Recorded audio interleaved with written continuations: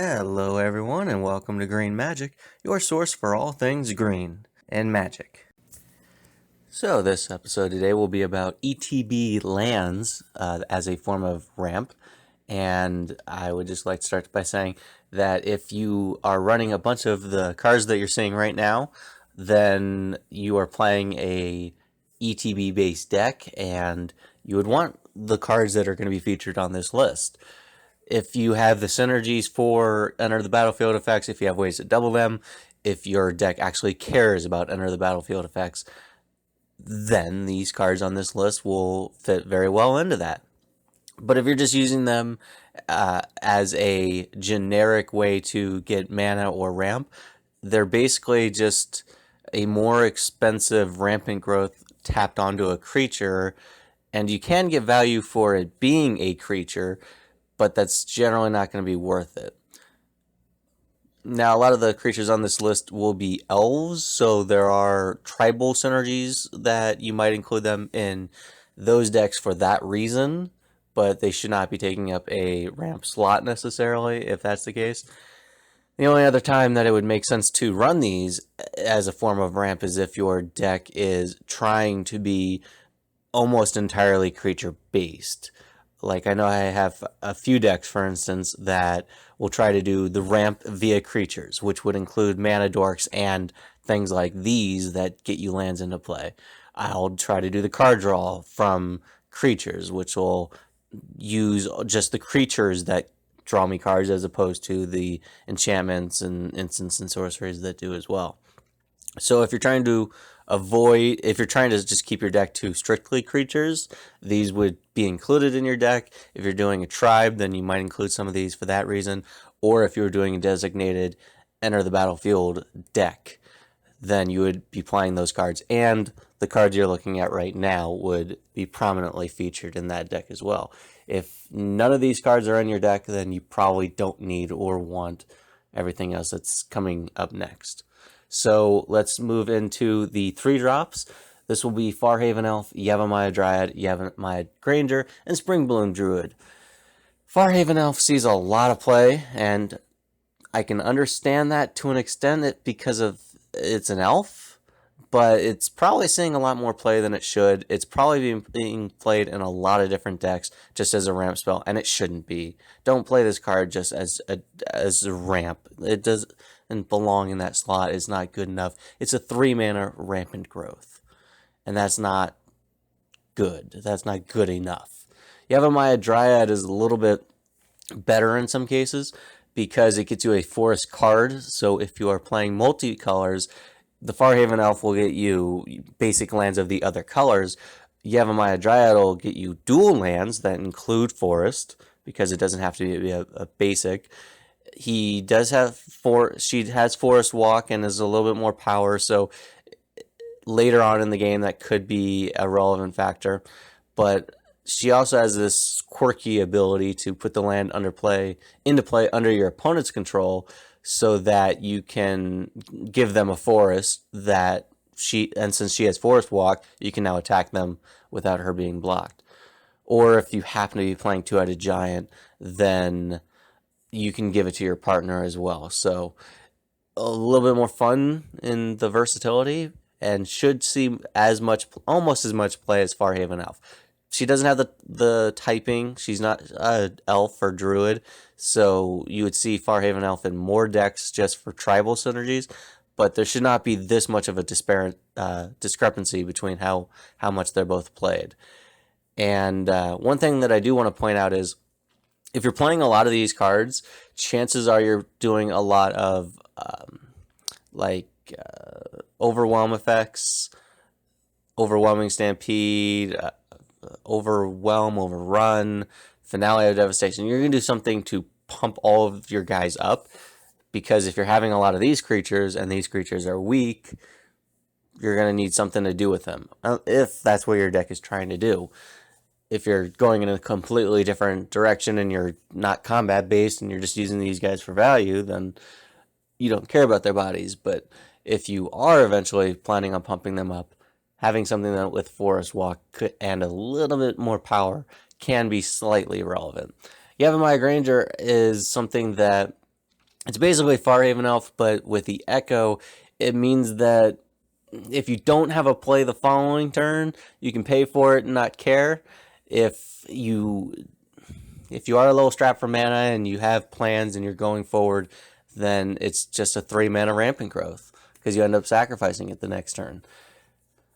But once again, this is something that kind of helps prove that point of if you're doing overrun effects, if you need to buff your creatures later in the game, you play this maybe the turn before you overrun. Then on the turn where you're overrunning, you need to pay that 3 for the Echo cost to keep it alive, and then you actually care about the extra body in that case. And then Springbloom Druid, this one sees way too much play in my opinion. I understand it's got the elf typing, and so people look at it as being in elf decks, but I don't. You get 2 lands, but you have to sacrifice 1, so you're really only ramping by 1. You are filtering your deck by 2 cards, which is kind of okay. And if you have anything that cares about graveyards and sacrificing lands and stuff like that, then that's fine. But I think that a lot of people are just using it for its generic mana ramp purpose, and it's just Harrow stapled onto a creature, and I don't think that that's as good as what people ever give it credit for. It's way overplayed. So let's move on to the 4-drop creatures. So these ones would be a strictly terrible value. It's 4 mana to get 1 land into play tapped. Quirion, Trailblazer, Wild Wanderer, Ondu Giant, Solemn Simulacrum. Most of these don't see too much play, except for that last one. The fact that the first 3 don't see much play should kind of give you an indication that they are not great forms of ramp. The fact that the 4th one is played should give you an idea of how desperate the other colors are to get it. So having ramp is obviously important. You should already know that. But having effective ramp is also a priority. So because these ones don't see a whole lot of play, I assume that the reason that they do see play for the first 2 is because of elf decks, and for the Wild Wanderer and Ondu Giant probably because of Druid decks or just ETB decks. In an ETB based deck, all of these are very good. The fact that they cost 4 mana isn't really a problem, and there is the added benefit of them all having kind of different sizes. 1-2, so total power toughness of 3, 3-2, total of 5, and then 2-4, total of 6. Those are actually very helpful in decks that have Wild Pair in it, because that means that you go and get something that has 3, 5, or 6 total power toughness. And the Wild Wanderer in particular is great because that will get you the Beast Whisperer, which is card draw. Ondu Giant, when it's in a Druid deck, is great because it'll get you Guiltleaf Archdruid, which is card draw, and the effect to steal all of your opponent's lands. And then you can generally find other things that are a little bit more of a priority or value at that power toughness. If all of your things were just 1/1s, then all you'd be able to get are things with total power toughness of 2, and that very much limits what you can do. Having things that are a little bit bigger in bodies is great for fetching out other things that might be more valuable. Next are a couple of cards that I don't think are very good at all, and I'm shocked to see how many decks Elvish Rejuvenator is played in. That's a lot of decks. I understand the elf synergy, or for elf tribals and everything, but the fact that you can whiff so easily. I remember before it rotated out of standard, I played this card a lot on Arena, and it feels really bad to get nothing off of this. And I understand that if you have a variety of lands, they're not all just basics, then this can get you, a good utility land, because it's any land. It doesn't care what you get. But the fact that you can whiff just makes this significantly weaker than anything else. And if you happen to see, because you're looking at the top 5, and whatever you don't take goes on the bottom of your library. if you see good cards that you actually want, then this is basically just telling you, it's taunting you. It's taunting you with the great cards that you might want that you now have to put on the bottom of your library. And then Cavalier of Thorns, this one, it's definitely on the expensive end for doing this effect because it's 5 mana. It's a big creature. It's got a big body to reflect that and make it worthwhile. It's a 5/6, and it has reach. That's also very good. But the 5 cards are revealed. Elvish Rejuvenator has you look at it and pick something. Cavalier of Thorns reveals it to everybody. Again, it's any land card, doesn't matter, but it does go onto the battlefield. It's untapped if the land would normally enter untapped. And then it does have a death trigger ability that's also relevant, but not so much for this video. I don't particularly like it because I don't want to, because if your deck has a lot of good stuff in it, then those other 4 cards are going to probably be good cards. And I don't want to see my good cards go to the graveyard. And again, you have the possibility of whiffing and not even getting a land. So I don't like taking a needless risk like that. The next few cards are all things that will get you lands into play untapped. Starting with Silverglade Elemental. This one sees almost no play, and I understand that. Wood Elves, on the other hand, sees way too much play. There's no reason why this card should be in as many decks as it is. That's just stupid. I understand it's an elf, but this is just like Farhaven Elf. It's another example of people look at the top few cards of a given color, they look at the staples, and then they go and they include it without really understanding what the color has to offer or what other cards or exist and what else can do the same effect better. They just kind of throw these in, a rampant growth, a cultivate, and they think that they all mesh together when really they don't. This card should go in elf decks. It should go in ETB based decks. That's it. If there's any other deck, you probably shouldn't be using this. You should be doing something else. The thing that stands out with both of these that most players will notice is that it's just a forest card. So if you're playing multicolors, then you can get a dual land that has the forest typing and fix your colors a little bit that way. And I understand if you're playing multiple colors, you might look at that as being the reason why you're including this card. But Cultivates, Kadama Reaches, all of those things will do it better because they'll get you 2 lands. And yeah, this card just sees way too much play. The thing that I do kind of want to point out with these is because the lands enter the battlefield untapped, Silverglade Elemental ends up basically being 4 mana, which is still pretty high, but it's on par with the other 4 mana ones. Because he does cost 5 on his own, which makes him at the steep end of the curve. Once you kind of get that rebate, then he's on par with some of the other ones. Wood Elves, after you get the land in the play untapped and use it, he effectively costs 2. That's something that can be abused, and I'll get into that in a second. And then finally, Avatar of Growth costs 6 mana, but really in a full pot he costs 3, because he gets a discount for each opponent that you have. So if you have 3 opponents, he costs 3 less, he costs 3 mana total to cast. And that's a great deal.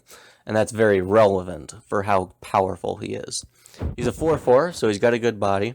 He has trample. That can be relevant, but it's not pertinent to this video and why you would run him. And then when he enters the battlefield, each player gets 2 basics untapped. So it's a symmetrical effect, but I can promise you that if you're playing this card and you're playing it right, you don't care. It's not a problem. You should be okay with your opponents getting 2 basics. It's good for you. You're benefiting off this way more than they are, even though you're getting the same thing from it. So what makes Avatar of Growth really special is just at its base value. If he costs you 3 and he gets 2 lands untapped, he's basically cost you 1. And that's incredible. Because what you want, if you're playing an ETB based decks and you have Cloudstone of Curio out, you have him out, you have a mana doubler, we'll say Zendikar Resurgent, and you have just a 1-drop creature. Those 2 lands you get with him will tap for 2 each, so they produce 4. He costs 3 to cast. If the other creature is a 1-drop, you can get all the lands out of your deck and for free. You just keep bouncing these 2, him and the 1-drop, and you've cleared your entire deck out of basics, which is very powerful and exactly what you would want to do. And if it happens to be Zendikar Resurgent is the mana doubler in play, then you're also drawing cards every time you do this, and you can also draw out your deck. So, very good. Wood Elves has the same ability of being abused in that way, but because he costs 3, he kind of refunds 1, you would need like quadruple mana. You would need either 4 of those effects, or you would need the Nyxbloom Ancient, which triples mana plus 1 other thing that would plus a Zendikar Resurgent. So he's a little bit tougher to get the value out of there. Or if you have doubling effects like Panharmonicon, that'll help as well. So he's a little bit tougher. Avatar of Growth is way easier, and if you have other lands that are untapped as you do this, so that you have follow-up plays, you can usually or should be able to win the game with that combo. So Avatar of Growth is extraordinarily powerful and should see more play, especially in ETB based decks.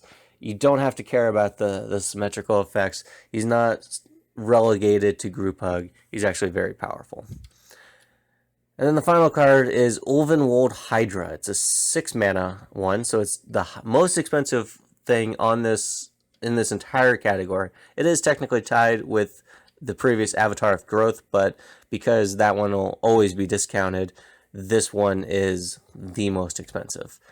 But it's not really played necessarily as ramp. It's played because it's a very big creature that just keeps getting bigger as the game goes on, and he has reach, so he definitely is part of like a big stompy package. If you're playing big stompy green creatures, he goes in that. But the fact that he gets any land when he enters the battlefield, any land. So this is how you can get your Gaia's Cradle and your Nykthos and anything else that you might actually really care about. This is very powerful for that reason, and I imagine that it sees play in a lot of decks that have those cards and care about those cards and are just focused on getting a specific land that it really cares about. But at 6 mana, it's not usually something that you're just going to play just to, ramp yourself by 1 land. So it's powerful for other just kind of general reasons. It does a lot of different things. So hopefully this has been informative, and if you find yourself playing several of these cards, most likely based on the number of decks that these show up in, Farhaven Elf, Springbloom Druid, Solemn Simulacrum, but I understand that's largely not green, Elvish Rejuvenator, Wood Elves. If you're playing these in a lot of different decks, think about taking them out and replacing them with something else, unless it's an ETB based deck or tribal and it just fits the tribe. But these should not be just single parts of your ramp package. If you're including one of these as part of it, then it should be taken out in favor of something else. So that's it for today. Thank you.